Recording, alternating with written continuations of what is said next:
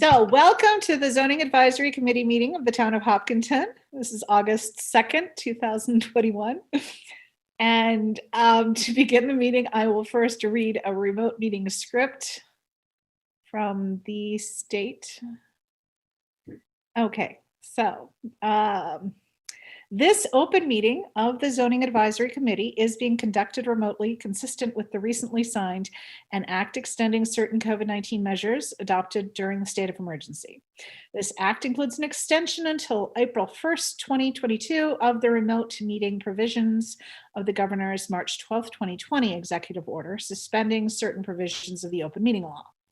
The new law has two major parts. First, the new law allows public bodies to continue providing live, adequate alternative means of public access to the deliberations of the public body, instead of holding meetings in a place that is open and physically accessible to the public.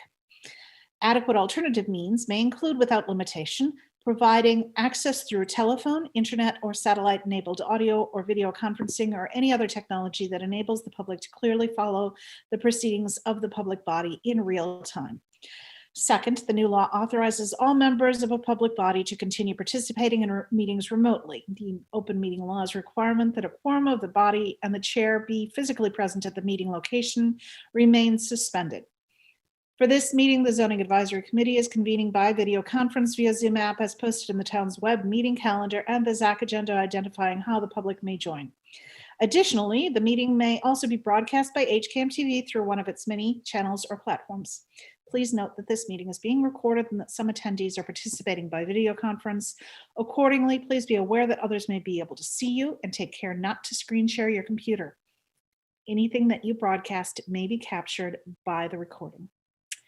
And to do a roll call of members, if you could each respond in the affirmative when I call your name. Or, if you're here, respond in the affirmative. If you're not here, do not respond. Thank you. Ron. Ron is present. Ted. Ted is here. Ria.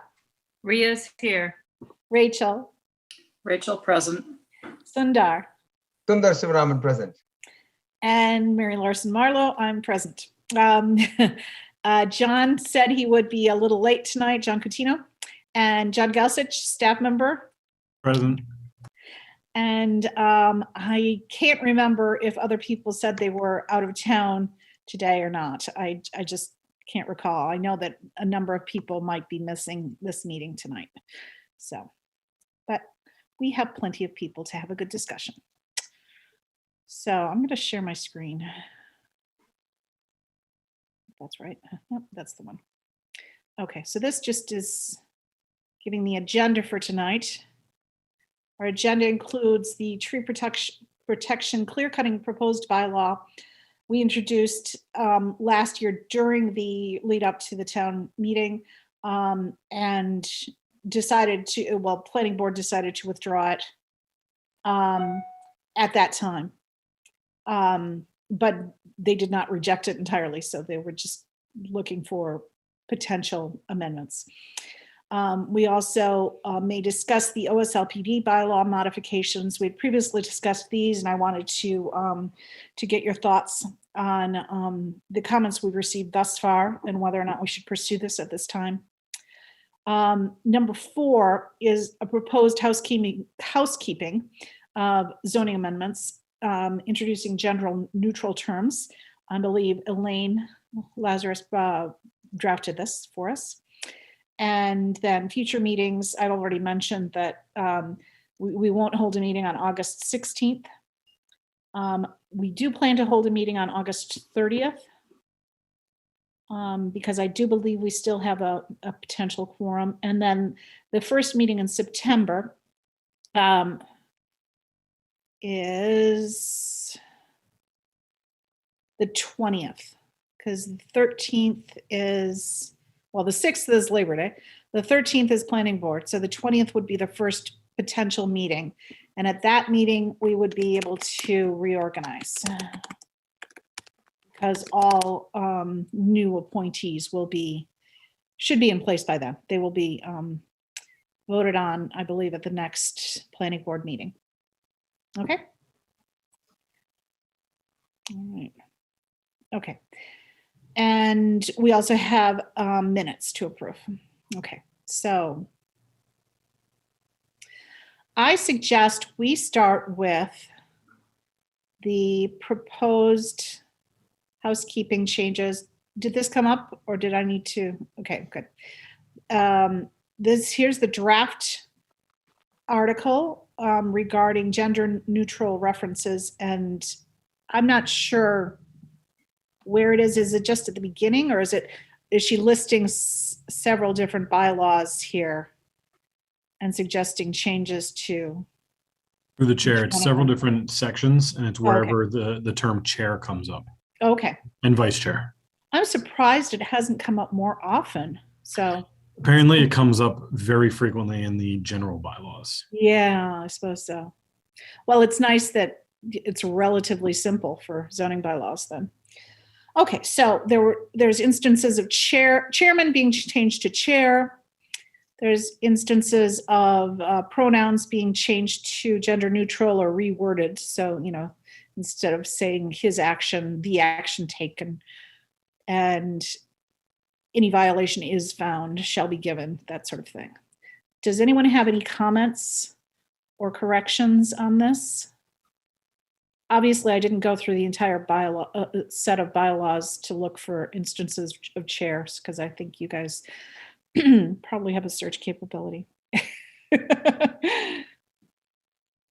Yeah, so Mary, I definitely welcome this. I think this is, I don't want to say it's long overdue. Maybe it's not long overdue, but definitely welcome this change. So Absolutely. definitely, I'm absolutely supportive of this. Agreed. I agree. Okay. This I is think- a simple one. Yeah, this should be a simple one. That's why I put it up first.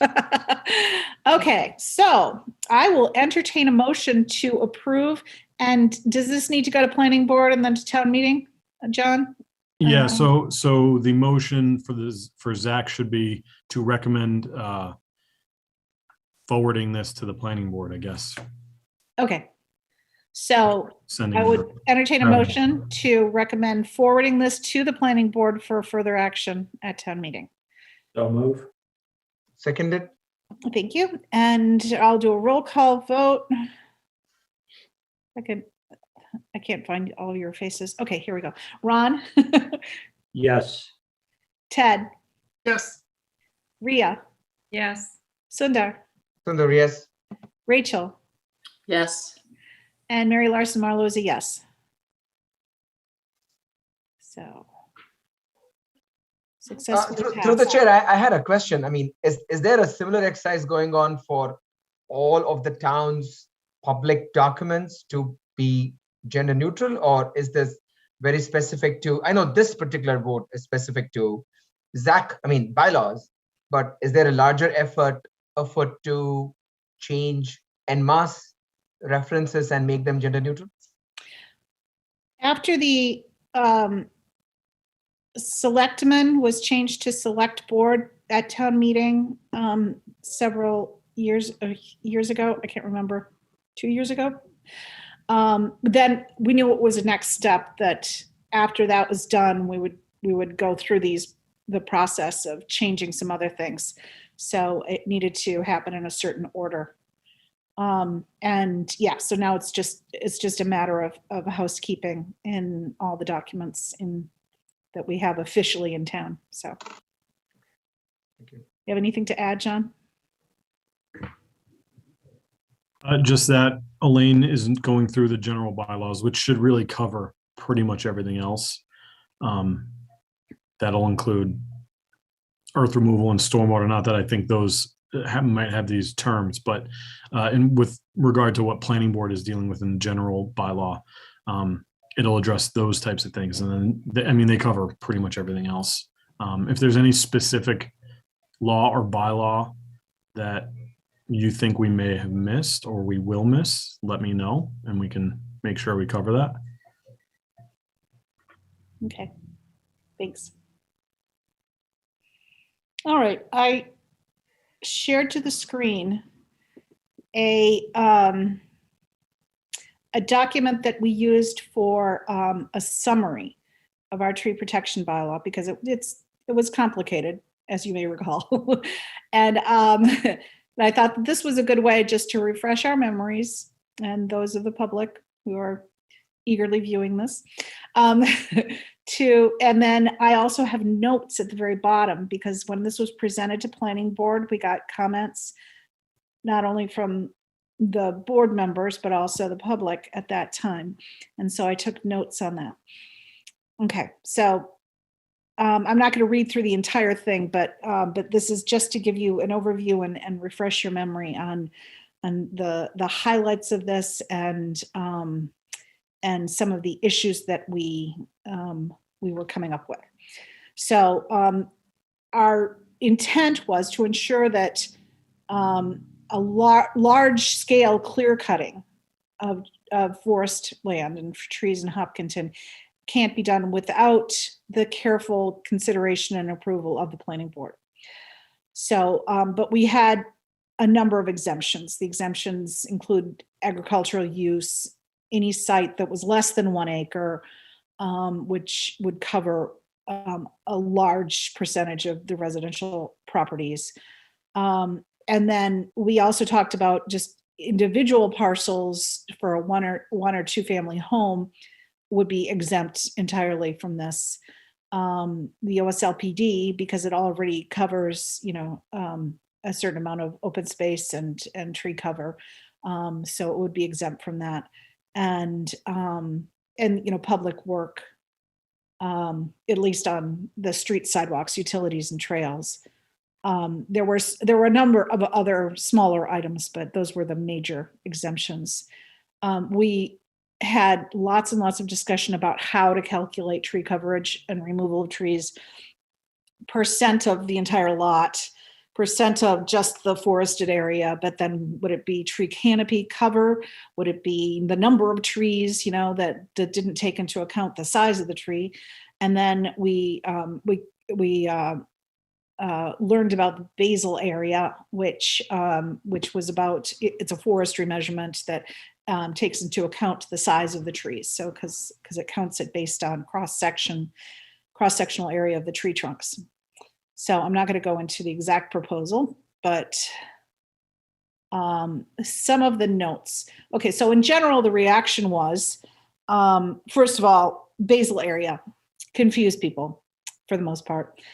Some people argued that it was forestry only, it wasn't appropriate for this. That was, there were opinions on both sides of that, but nonetheless, I think the most important piece of it is that it's difficult for a layperson to understand it easily, and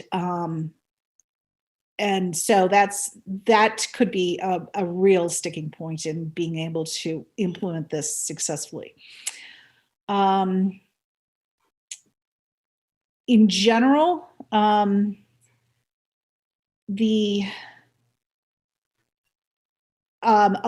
several people objected to the concept of this bylaw just as overreaching, and possibly duplicating a lot of other efforts we have in town in terms of the Wetlands Protection Acts and the earth removal and Oslpd and so on and so forth, that it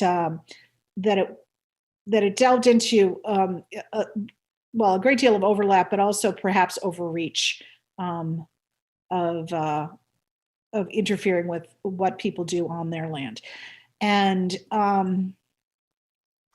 actually, that it might be something to consider is that, exempting, if we want to proceed with this, exempting commercial industrial areas from this,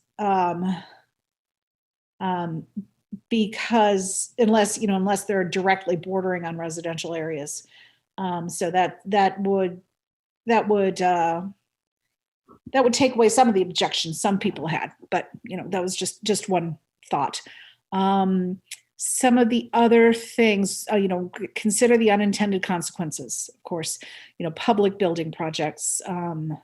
Does this slow any of the growth in business and industrial areas? And obviously, people recommended that we maybe do a little bit more research, see how much land is cleared in residential developments. What's the percentage of land area? Or we can do it by several different measurements, by canopy, tree cover, or whatever the case may be. So we need to investigate different ways to measure it, as well as the overall situation with developments that have been done in the last 10 years or so. There were several comments related to forestry or tree cutting for sale of the wood on someone's land. So somebody who is utilizing their land not for a home, but but as an income source by doing forestry. And that our wording was not clear enough. Even though we exempted agriculture, we also talked about having forestry, that it wasn't, forestry specifically wasn't exempt, because we were concerned about, I think, people claiming to do forestry and using that to clear cut. So I think that that's something that we need to be very clear on. What the state laws are and how we can, we should be able to investigate how we can clarify.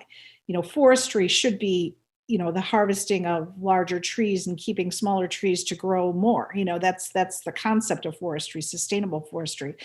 It shouldn't include clear cutting. So we need to have the right language in any bylaw that we decide to pass, to make sure that that is clear and that is legal the way we have it. Okay. We did not address the hydrology impact of cutting trees, and I don't know if we want to, get into that.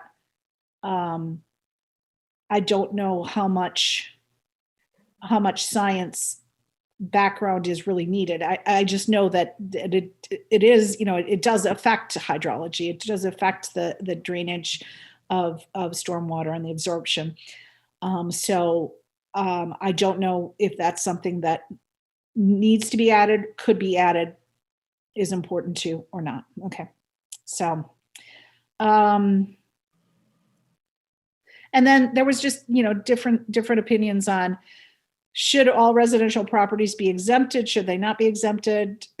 That sort of thing. So obviously there were a lot of questions. There were a lot of good points brought up in these public hearings. And that is why we didn't take it forward to town meeting last year. So that refreshes hopefully your memory fairly well on the discussions that took place. And I would just like a gut feel from you on, should we prioritize this really high? Should we discard it entirely? Or should we perhaps do some more research within our own bylaws and state laws to see whether or not there is too much overlap, and then decide at a later point whether or not this goes forward? Or, any of your thoughts.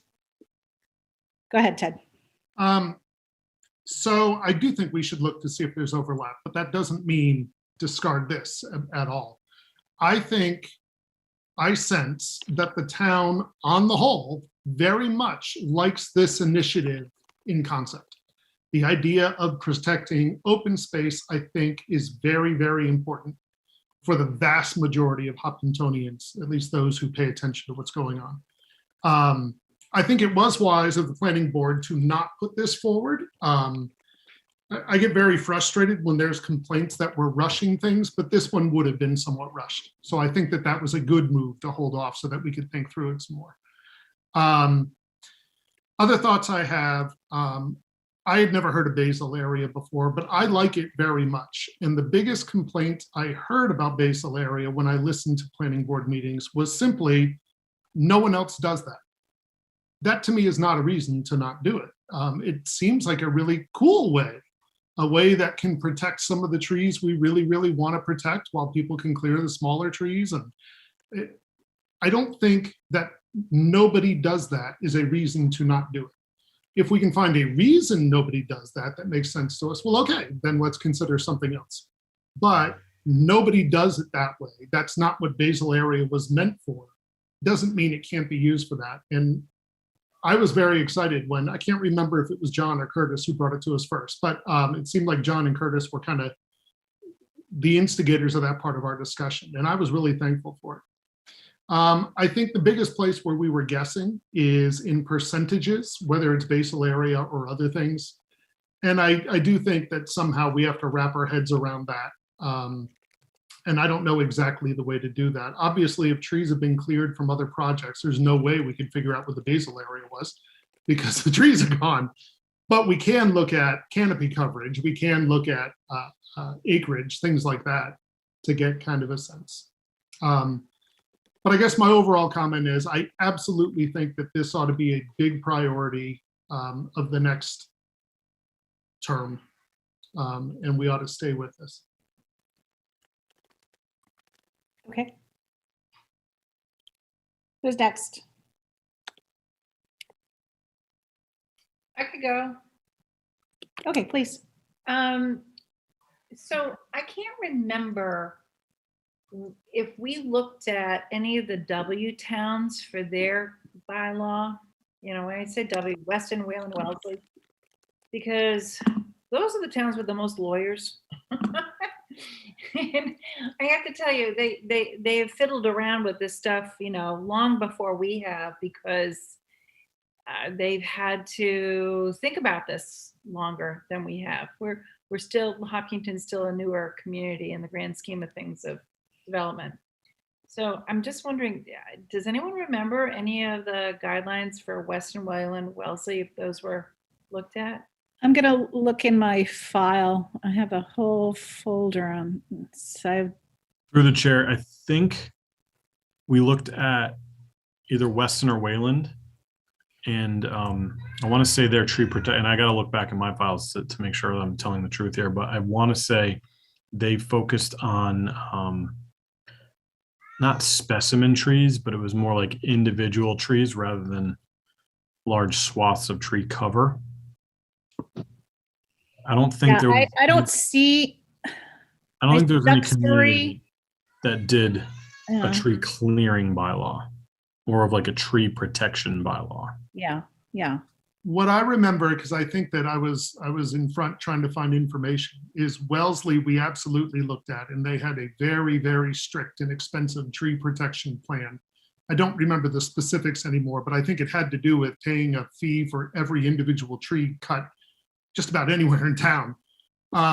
There was also, I believe, Concord, maybe Lexington and Concord, but maybe that's just history teacher and me linking those two together.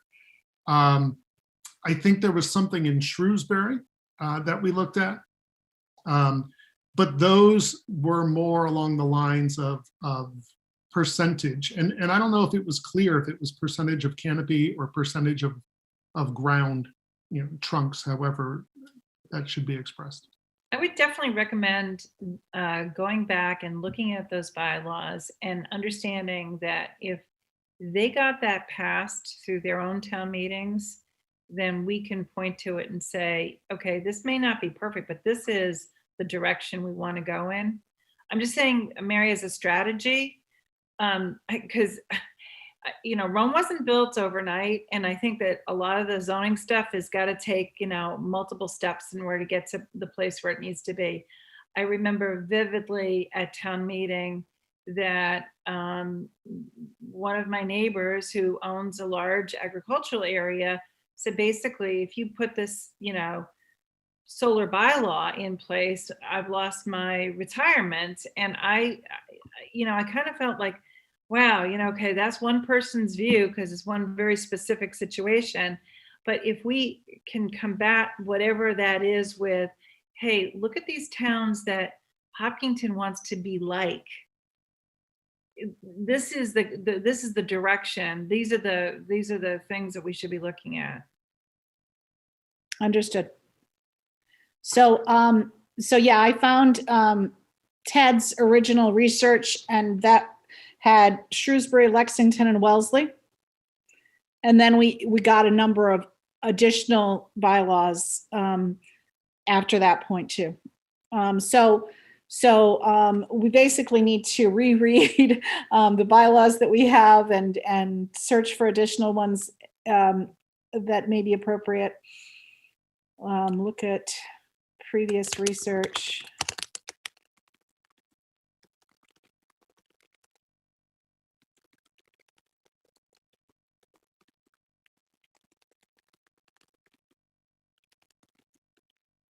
Okay. So, but you would also support moving forward on this and continuing the research on it. Yes, Ria? Yes, I think that this, like the Airbnb thing, is evolving. I mean, my concern was hydrology because I've actually witnessed the hydrology issues. Yeah. You know, I don't know if these other towns even talk about the hydrology effects of tree cutting. I have no idea. But it's definitely, all of these towns are suffering the same issues that we are, which is, you know, we're losing our tree cover, we're contributing to global warming. I mean, it's like all this stuff. And if we could kind of like come up with something that would neutralize the removal of trees, that would be really helpful. Mm-hmm. Yeah, I struggle back and forth the whole this is my land. I should be able to do within reason what I want to it, but at the same time, the larger community that I live in, it's important, you know, that the tree cover is one of those important things that influences everything in the town. The look of the town and the, you know, the general beauty and you know, the even the hydrology, even that sort of thing. You know, if me cutting trees on my land would influence the, you know, the water table in somebody else's land, that's, you know, that's significant. But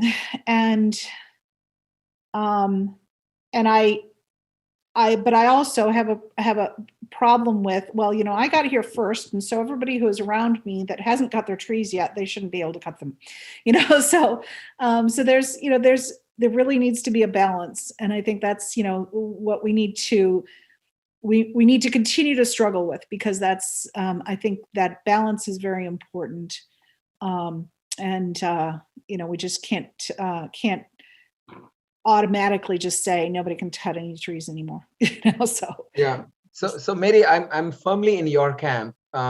It almost seems like anybody who you ask will say, of course I'm a tree lover. I love nature. But then when it comes to their own interests, you know, who am I to call that's a selfish interest? They have their own interest, whatever that means. When it comes to them, they don't want that to be strictly applied. So it almost seems like there is that balance we have to strike. Maybe there is a narrative change that we have to do. Just calling it recutting seems to maybe bring out certain opinions in people, certain perceptions. Maybe we can reword. We still probably need to do some serious looking at what the specifics are, but even broad outlines, changing how we refer to this might not be a bad idea. I don't right now have ideas, but it seems like the way it was worded may have also evoked some reaction. But last but not the least, you know how many people attended last time's town meeting? We actually had to call people, you know, and say, come over, we don't have quorum. So I'm just curious, is there a way for us to get sort of maybe a survey going out? What is that level of interest? Everybody, I think everybody's going to say they are for it, but it felt to me that it was a vocal minority which really opposed this in the town meeting. But I think all of these things have to go in place. So I think what you've said, striking that balance and maybe creating a narrative change around this, rewording the law, not substantively gutting it, but rewording it so that it becomes a lot more acceptable and palatable to people are certain steps that we would take.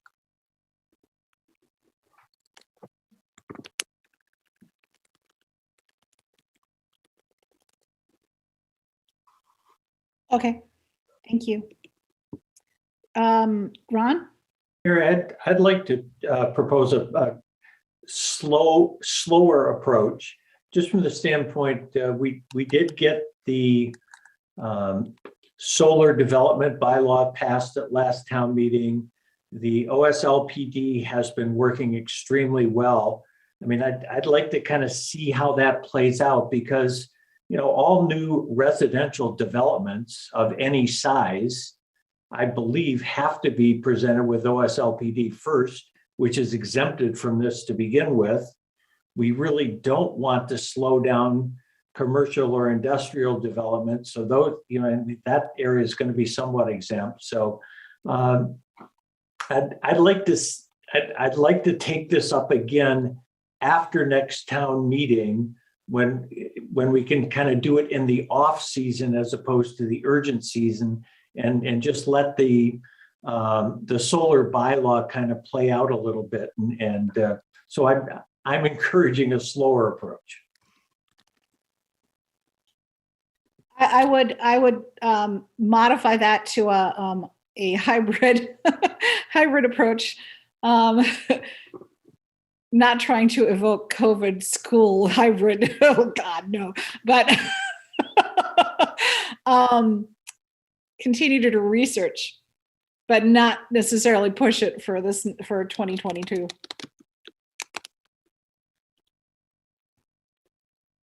Because I think that we continually run into the deadline. We continually kind of maybe perhaps not realize just how much research some of these things take. And just, we really need to do the right work. And, like Ted said, I agreed that this should not go forward at the last town meeting because I think it needed more work. So, no. Okay, Rachel, we haven't heard from you. Oh, hi, Madhu. Madhu, I don't know when you joined, but if you have comments, you can certainly chime in.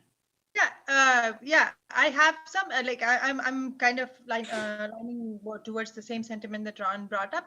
This is a big ticket item. This has a lot of nuances. We have to think it through. We cannot rush it. Because it could evoke any it can evoke reactions, and people may just react to it without even understanding how much depth is there, and people may vote for it or against it without going through understanding all the minute details of it.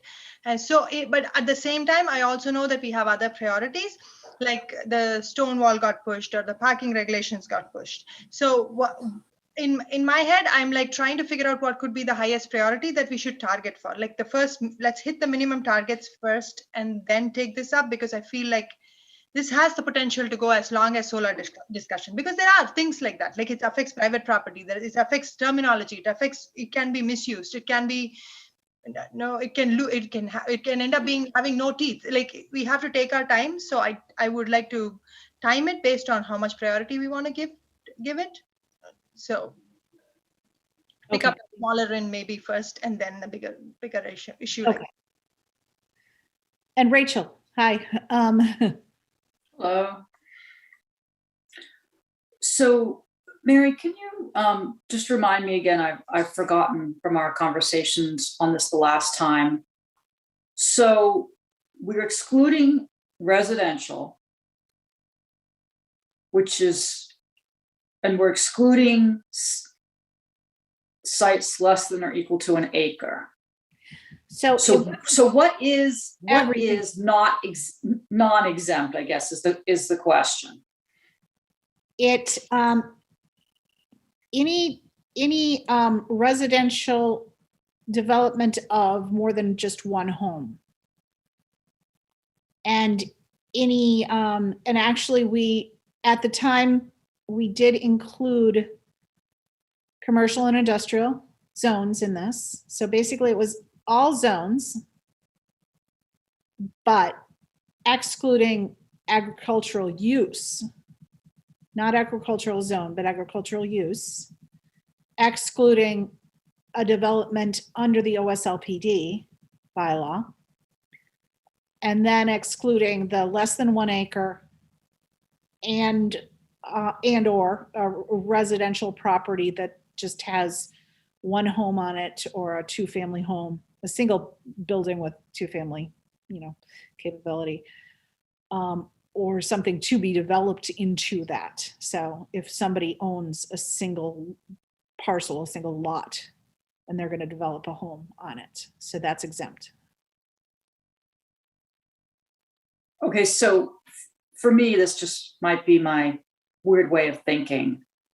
I'd separate the existing from the new. You know what I mean? So for people, for residents with existing property, with existing development, I think is a separate question from new development. And I guess in my strange head, it's difficult for me to understand the rules for each type. So it might be just valuable to research that. It's a good idea. Yeah. Um, It's a good way to explain it, as if nothing else, just to keep it straight. Yeah, that was just one area where I was confused. And then I agree that we need to do some more research about basal area, or however we want to determine the criteria. Agree, I'm all for that. I think I'm on the other side with the slower approach, actually. And I think it's exactly because of the solar bylaw change. I think there's some momentum there with the town to implement changes to the bylaws that are aligned with the goals of the town. And so I actually think it would be better to get this through sooner. To say it's an addendum, it's an addition, or it's a natural follow on to the solar bylaw. That's the way I think of it.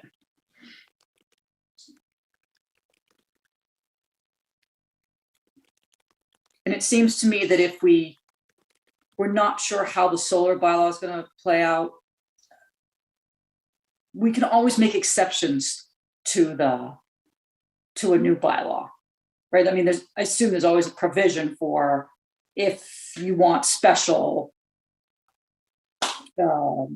process for some particular type of development, then that can be taken on a case-by-case basis. But I'm feeling like we have some momentum now, and so getting through additional zoning bylaws would be easier now than waiting. Okay. Okay, thank you. All right. Well, there's no question that research needs to be done, and this would not be able to be discussed at great length again without doing some considerable research. So, and that it's certainly something that I'm interested in pursuing, that from the research standpoint. We'll continue to bring it. I think, again, as Madhu was saying, there's a few other things that are going to naturally come to the forefront faster because the research is farther along for those. And that includes the parking discussion, because Ron will have gathered and summarized some research for us by September. So that's going to be on an agenda in September. I'll double check with you before I put it on September 20th, but so that's so some of those things are going to naturally take a first look. There's also the there's obviously going to be some certain things that we can tell looking at the topic that it's going to be a shorter discussion topic, and those are good to do in this time frame where we can get it done, get it sent to planning board, and then go back to work on the longer ones. So what I think that we need to do is establish the research goals, and I volunteer to do research on this. And I would like perhaps one other person to volunteer for this particular topic. And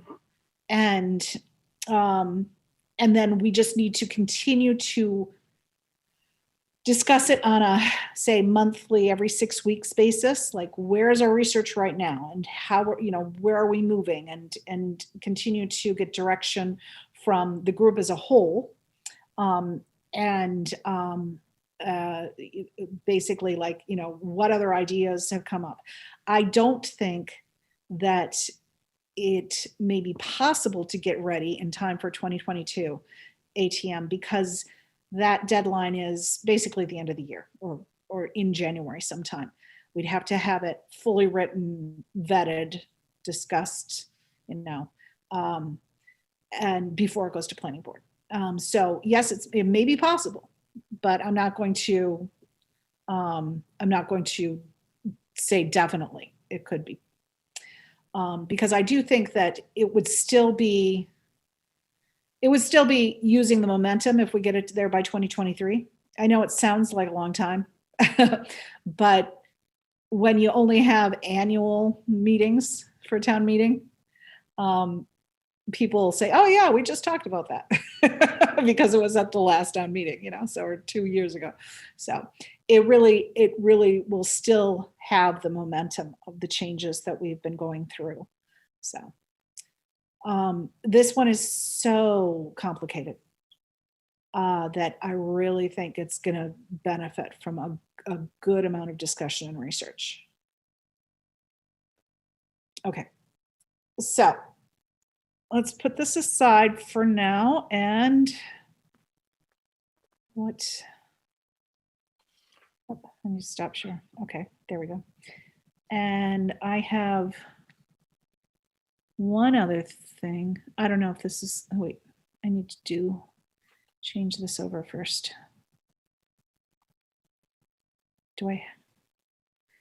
No, I don't even have the Oslpd stuff pulled up. Hang on.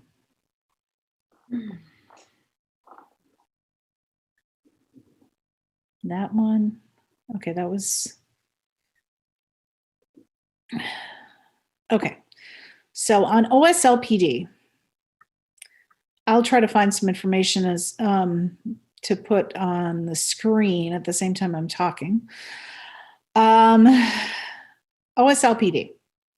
So where we stood was there's been some requests, some suggestions for some changes to the Oslpd bylaw. Not because it's not working, but just to perhaps make it a little bit easier or better, or, I mean, it's essentially the reason the suggestions came up in the first place were to make it work even better, because we love it so much. A planning board is, receives quite a few of these types of development proposals, and they're the best. They're the best proposals. So the idea behind any changes would essentially be to clarify cul-de-sacs. And, we can go down a rabbit hole with cul-de-sacs. I'll come back to that in a minute. But then there's also the issue of the buffer zoning, the size of the lots in the buffer zoning, and the 100-foot buffer between, lots and open space, and so on and so forth. By giving a little bit more flexibility to the developer, they can potentially make the open space grants a little, a little more usable potentially.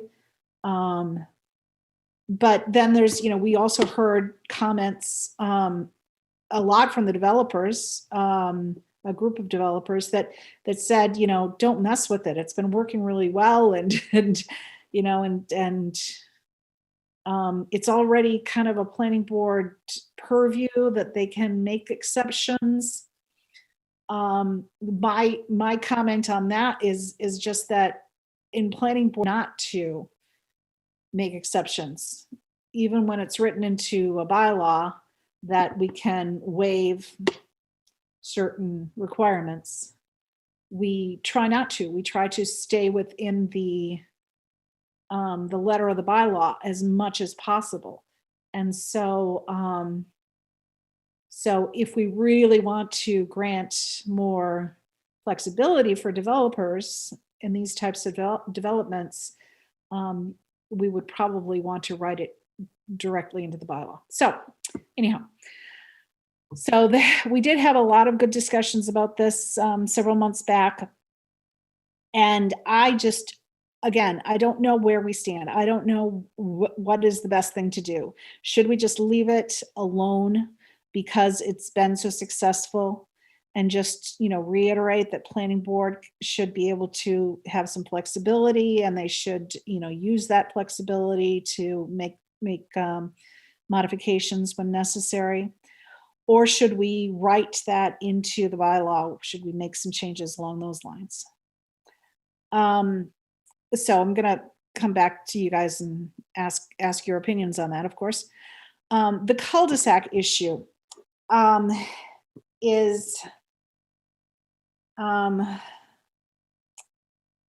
well, it's complicated as well. And it's not just Oslpd, but cul-de-sacs in general. I think there's a 1,000-foot limit in the Oslpd, and then it's a 500-foot limit in non-Oslpd bylaw. I'm not quite sure which bylaw, John, but if I'm wrong about any of those details, please. Oh, that's correct. In the subdivision regs, the max cul-de-sac length is 500 feet. Okay. So there are two camps around this. One is that we shouldn't really be having cul-de-sacs at all. We should be able to have through streets, through developments, because it's better for public safety, because there's entrance, exit, two-way traffic, that kind of thing, for fire and ambulance to get through. And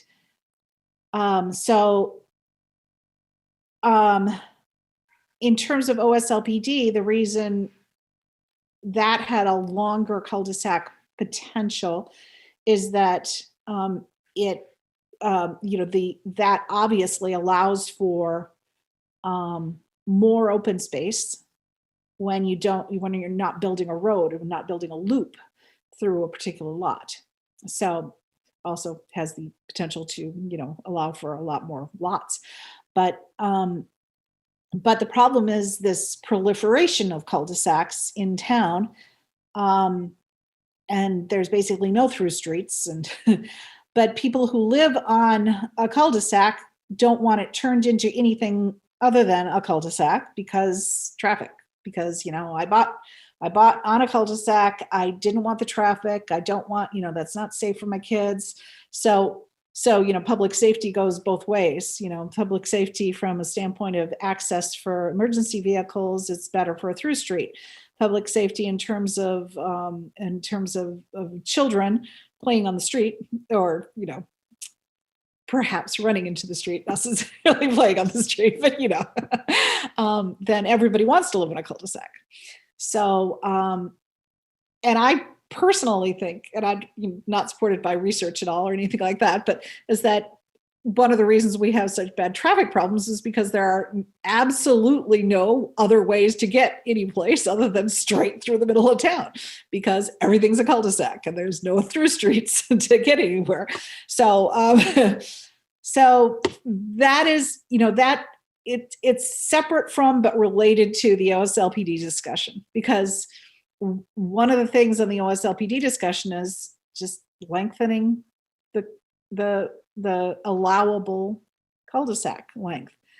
As long as, fire sprinkler systems are installed and things like that. So anyhow, I would love your opinions on both the cul-de-sac issue and the Oslpd. Should we touch it? Should we not? Should we tweak it? Obviously not wanting to ruin it in any way, but can we improve it, or is it not worth the work to do that? Okay, go ahead, Ria.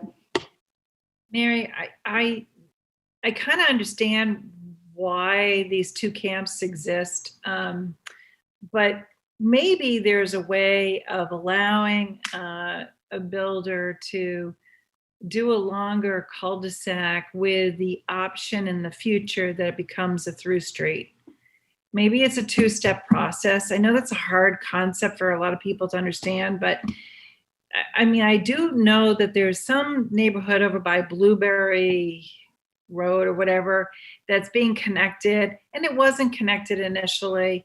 I think that people like the cul-de-sac because in a community where there was all through streets, having that neighborhood for your children to be safe was a positive, idea. But that's, different from when a new development comes in and it's like, okay, what will this look like in 20 years from now? And I think that that's something that the developer probably has interest in as well, as long as that there's some, moving plan going forward. But it needs to be a discussion. And I don't know that this is the year for any of this, because I think you're going to find, when is the public input meeting scheduled? It's not scheduled yet, but that'll be in probably in October. So after the reorg. Yeah. Okay. So in October, you're going to have other things that are going to come up, and it's going to be more important to deal with those other things because they're immediate. But this thing is more of a again, it's a graduation process. It's getting a lot of feedback from the developers in terms of, hey, we gave you a longer line for a cul-de-sac today. We want to reserve the right that this becomes a continued throughway in the future, because that's natural.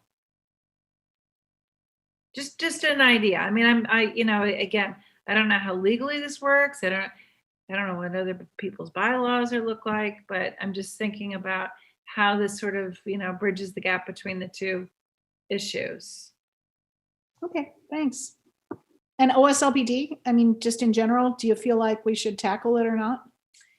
Well, I think there's a lot of elements to that, and you've got to come up with the specific elements that you want to attack before you kind of go, oh, let's just do all this OS. You know what I'm saying? It's like there's a lot of good in thinking of the way that was drawn up, but what are the parts that are defective? What are the specific areas that need work on? Can you look at another town that we want to emulate and say, yeah, they have this written properly? Because I think that's the easiest thing to do. I think that, coming up with stuff organically, with the exception of the basal area, what Ted brought up, because basal area is a great method for tree, understanding. It's easier to come up with what other people have looked at and already, vetted. Again, a lot of these other towns have a lot of lawyers on these boards that come up with the language, figure it out, have researched all these other communities. So we just have to figure out which one we want to look like. And I appreciate that. But I'm sorry I didn't have the summary page in front of us, but we did have some specifics identified for OSLPD. And it was simply a matter of, is this something, because we got pushback, but from a development group, yeah. So, and I think it's just a matter of, it's not broke, don't fix it, so. Well, but you can always be tweaking certain things that sort of appeal to everybody. It's just, I agree. Trying to redo all the zoning is very difficult. And I mean, I work in other towns where the townspeople are so frustrated with their zoning. They're just not even fixing it. It's just sitting there getting more and more rotted as time goes on. It's unbelievable. And it's such a big deal to, rejigger all of it at once. So, doing it a little bit at a time, going in the right direction is a great thing. This annual town meeting we had this year was a horrible show for a couple of reasons. There was no advertising in town whatsoever. I mean, it literally, there was no, normally we see signs everywhere, annual town meeting, blah, blah, blah. That wasn't there. It was also frigid cold under that tent. And there was you could only sit there for a certain amount of time. So, I mean, I think we would have gotten a better turnout had the weather been a little bit nicer and had there been a little more advertising. Okay, thanks. Who's next? I can offer thoughts. I don't remember the specifics of our open space discussion nearly as much as I do the trees. Okay. But it seemed to me that there were some tweaks proposed by, I can't remember if it was Halts or Trails Commission representative, but that seemed really easy. I'm not a developer, I'm a history teacher, but seemed really easy to help with trails without impinging on development. And I'm thinking, for example, of the buffer between the new development and what used to exist. I think it's a 100-foot buffer. And in practice, that's virtually nothing, except it allows a trail that is not really like a trail. So it seems to me something like that can be tweaked without parties getting angry, and maybe giving planning board a little more flexibility to help with trails in town. I also, in my role in Conservation Commission, we've had some developments recently. And what I'm finding again and again in the last couple of years is developers are putting what I would call huge houses on lots and putting them as close to the buffer zones as they possibly can. Because I think the huge house is what they decide makes the most money. And when I say huge, 4,000 foot houses, 4,000 square foot houses. And I just, while waiting for my comment, I looked up really quickly what a 4,000 square foot house looks like. It's certainly not Tom Brady's house, but it's also not a starter home by any means for anybody that I've ever met. And I do think if you allow smaller lot size, there is the possibility that a developer will build more modest houses, with the idea that if I sell 3 $500,000 houses, that's more money than one $1 million house. And I feel like that might be a way. I know that we're talking about density downtown as a way to provide more varied housing options for families. A developer doesn't have to use smaller lots. They can continue to build their 4,000 foot, or at least propose their 4,000 square foot houses. But it seems to me if we allow more flexibility there, it also might help a little bit with more, at least moderately affordable houses. In any case, I feel like we can look at tweaking the open space development law. I certainly, all accounts are, it works very well. I don't want to do anything to break it. But it is old, and I don't know how long it's been since it's been tweaked. As for cul-de-sacs, I've only heard about it tonight. I think I'd have to think about it. But my experience in watching planning board meetings and attending is it seems to me most often cul-de-sacs are proposed by developers because they cannot develop that land any other way, unless they can put a cul-de-sac in. And if they can have a connecting road and have more houses, they would propose that. So I'm a little nervous about allowing more flexibility for cul-de-sacs because I feel like there are pockets of land that right now are not necessarily developable for a neighborhood, 3, 4, 5, 10 lots. And if we allow more cul-de-sac flexibility, those spaces now become further development that I don't know that I have stomach for right now. But I only heard about cul-de-sacs tonight, so I haven't thought it through at all. But those were my thoughts hearing what you were saying. Okay. Sundar, Rachel? Madhu? I have some thoughts, if you don't mind. Yeah, so at the end of the presentation that Maureen Glasser gave us, the points that the summary from the last 3 slides, I was like, this seems like something we can do. It seems like it'll help the developers, like especially the one about eliminate 100-foot buffer. I was like, oh, wouldn't that encourage more developers to go towards Oslpd if we make things easier? So I was a little surprised when developers came and said, but it's working fine, leave it alone kind of a thing, because I thought the modifications suggested were going to help. I thought it would encourage more people to come towards Oslpd. So I'm a little worried that if developers thought that it's not a good idea, then there must be something that I'm missing. That's what I'm worried about. Like there must be something that I don't see. It looks like it's making things easier, but maybe somewhere it's making things harder. So that's my concern. Okay. Yeah, Mary, I would echo the same.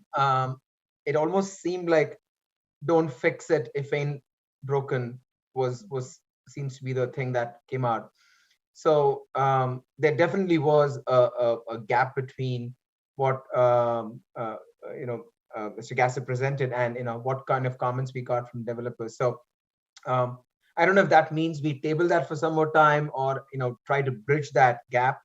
I mean, I love how Ted spoke about how denser lots, smaller lots, smaller homes and all this stuff. If there is a linkage between Oslpd planning and achieving that objective, I'm all for that. In terms of accessible housing, affordable housing, and all that.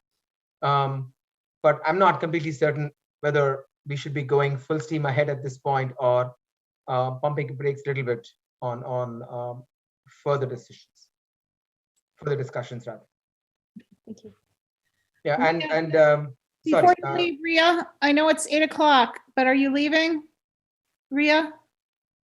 Are you still there? Hold on a second. I was just getting ready to say something to you. Okay, I'll come back to comments, but I just wanted to everybody get a chance to say goodbye to Ria and thank you for all your service on this committee.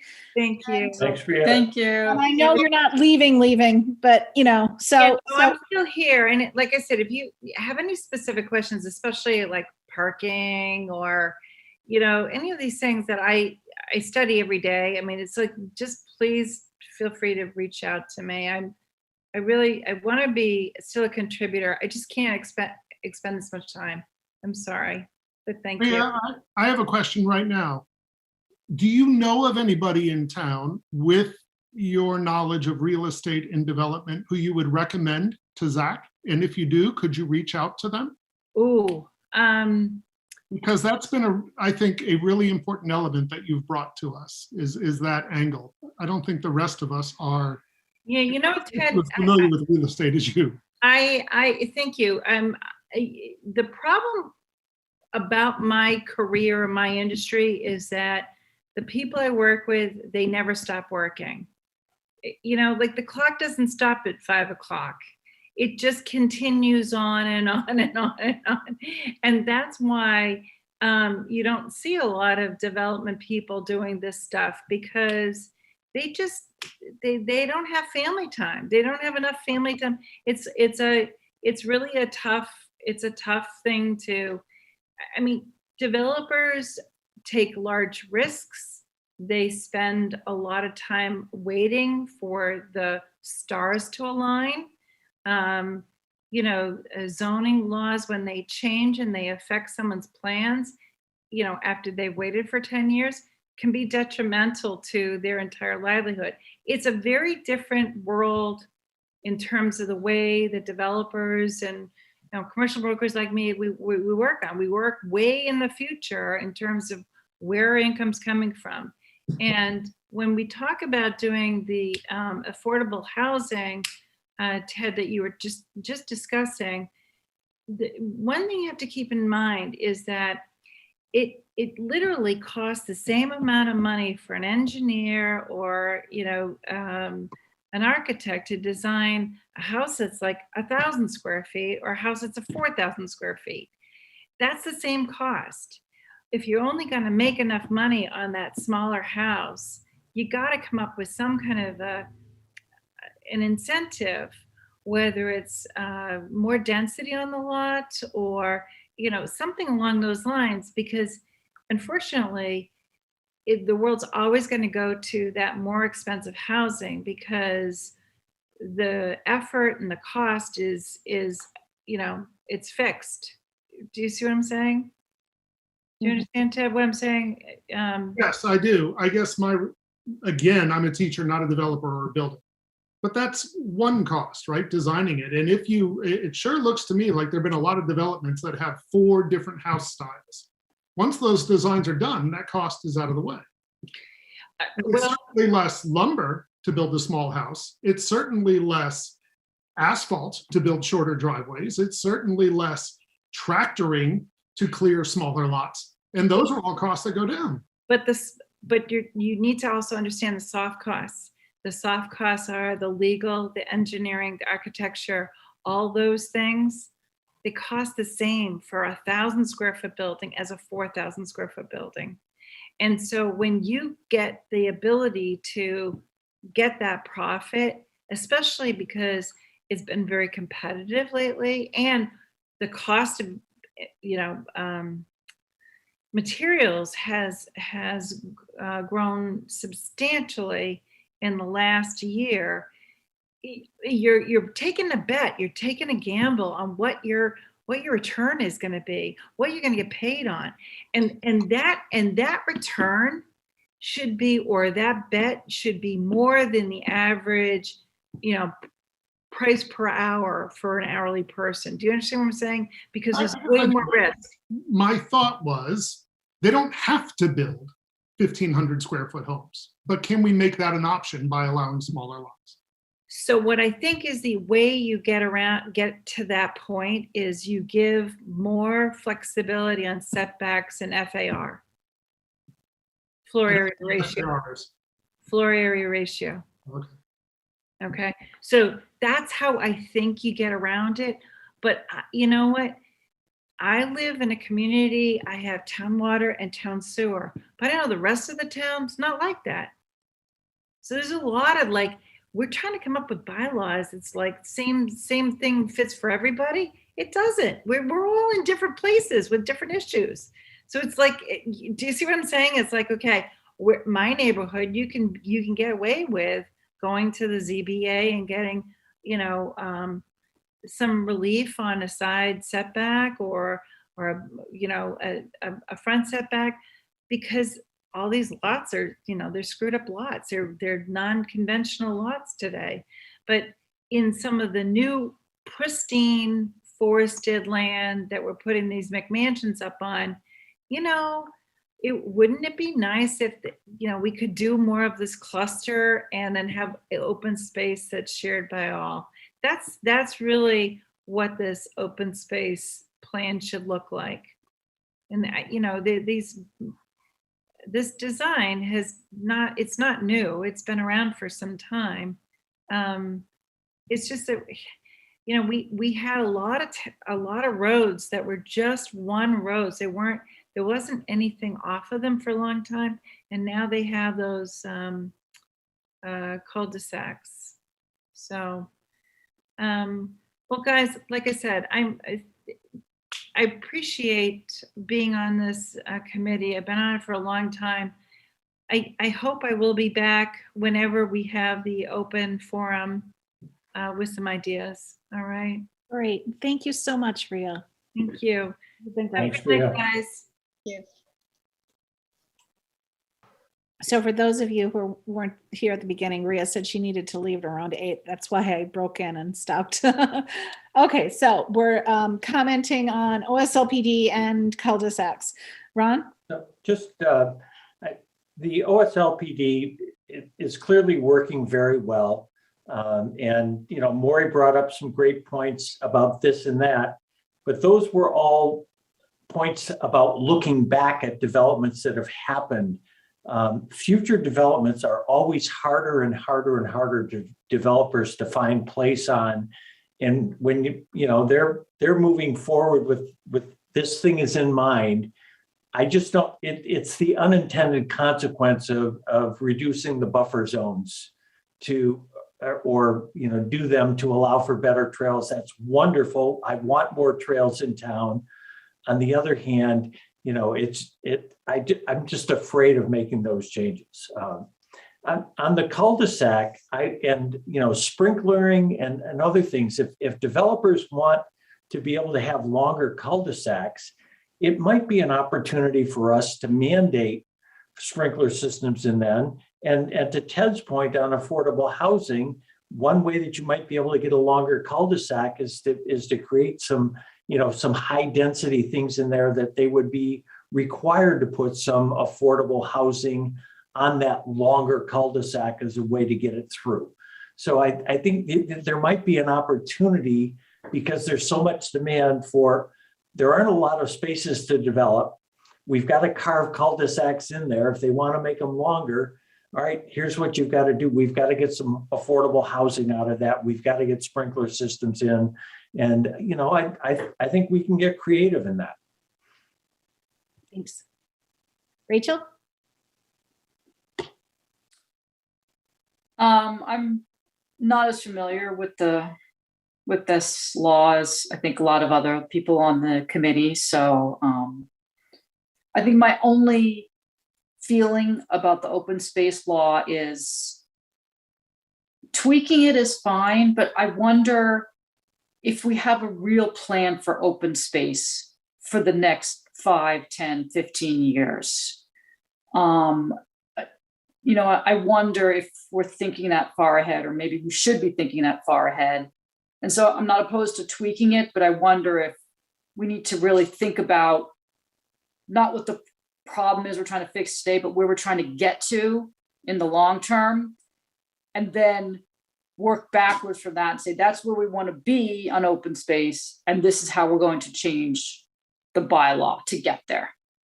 But you know, I'm not as familiar with the laws as other people on this, so I'm open to more discussion. Thanks. John, I know you're trying to connect via the iPad, but I have no idea whether or not the audio has gone through, John Catino, and whether or not you're able to participate. So probably not, because it still says connecting to audio, and it has been for a long time. So I'm suspecting that, yeah. Well, hopefully you can at least hear us. So, but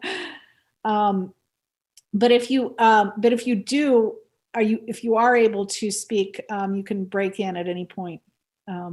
So feel free to interrupt. Okay, thank you very much, you guys, for your thoughts on these two major topics.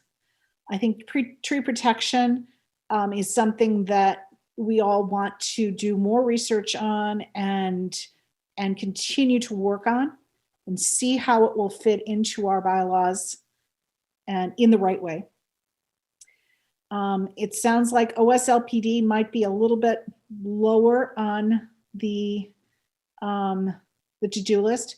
One thing that I regret in the way that I presented the OSLPD ideas is that it came across as Maury Gasser and his ideas, and that is where we were taking it from. It was actually suggested to me by several members of the planning board months prior to me getting any input from Maury Gasser. So he was doing that on a separate project of his own, and he wanted to get in front of us, and it just happened to coincide. But it's because his was a beautiful presentation and well researched and all that, it came across as it was just Maury Gasser versus whatever, and that wasn't the case. So I just want you all to be aware of that. I'm personally going to, the next time I do an update at Planning Board, I'm going to bring this up, and I'm just going to get some thoughts from Planning Board on again, just kind of summarizing our discussions, summarizing some of the input that we've gotten, and then asking for their opinions on how they would like us to proceed. In addition to, I want to bring up the cul-de-sac issue because I've gotten conflicting directions or suggestions on the cul-de-sac issue from different planning board members. So I'm like, so there's clearly, a big disconnect on more cul-de-sacs, fewer cul-de-sacs, longer cul-de-sacs, shorter cul-de-sacs, things like that. Okay, so anyhow, Oslpd will not be high on our agenda in the coming months. But if we decide to go ahead and make some small tweaks to it, it is something that might be relatively quick to do. So we'll see.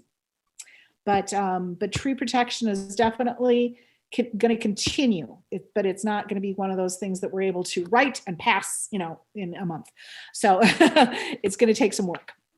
Okay, I think that's my summation of our discussions today. All right, so I would like to see if anyone has comments on the minutes from July 19th.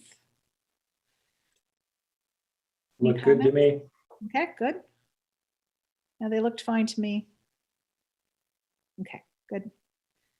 And so I will entertain a motion to approve those minutes. I'll make that motion. Thank you. Second. Thank you, Ron. Okay, roll call. Ted? Aye. Ron? Aye. Madhu? Aye. Rachel? Yes. Sundar? Sundar, aye. You have to be different, Rachel. Yes. And Mary Larson-Marlowe is a yes. Okay, good. Through the chair, Yes. I was doing a dump of minutes to town clerks recently and found 2 other minutes that were never approved. So I will have them for next meeting to approve. I think one of them's from like 2019. So it kind of fell through the cracks. So next meeting, I just want you guys to be aware, we'll probably have 3 sets of minutes. Okay, good. Hey, I have a question for you, John, related to the publishing of the zoning bylaws book. And I don't mean in paper format, I just mean electronically. So I think the one we have is behind by 2 town meetings at this point in terms of updates. Is Yep. that accurate? Okay. And I'm more concerned, not for us, because those of us who are on committees and things like that, we know that there have been changes, and that's okay. And we can easily get the wording of the changes that were approved or not approved. But for the general public and people who are really looking for the zoning bylaws, current ones. So is that on a list of things that are being done this year? So town clerk is supposed to update them after every town meeting. Okay. I have asked several times when we're going to get the updated bylaw. Okay. And I have not gotten a firm answer. So more residents asking the town clerk when we're going to get an updated bylaw might push that issue forward. Got it. So directly to the town clerk or to the town manager? Would you Town clerk, because they actually send the zoning articles, really all the town meeting articles, to the Attorney General for review, and then they receive the answer back from the Attorney General, and then they compile the zoning bylaw at some point in time. I don't know if it's after they've received word from the Attorney General on all the bylaw articles, or after a certain amount of time after they sent it, and then they assume it's okay. You'd have to talk to them. I don't know. But yeah, I mean, at this point in time, we probably should have at least a 2021 version ready to go, Okay. especially with the upcoming solar development on Chestnut and Ash Street. I think it would be helpful for everyone to be working off of the same zoning for the solar. So I agree. Yeah. Thank you. Okay, thanks for that information. And so our next meeting is August 30th, right? Everybody good on that? All right, terrific. Then I will entertain a motion to adjourn. So moved. Second, Thank you. And roll call vote. Ron, yes. Ted, Aye. Madhu, Yes. Rachel, Yes. Sundar, Sundar, yes. and Mary Larson Marlowe is a yes. And we are adjourned. Thank you very much. Thanks, Mary. Thank you, Thanks, everyone. everybody. Good night.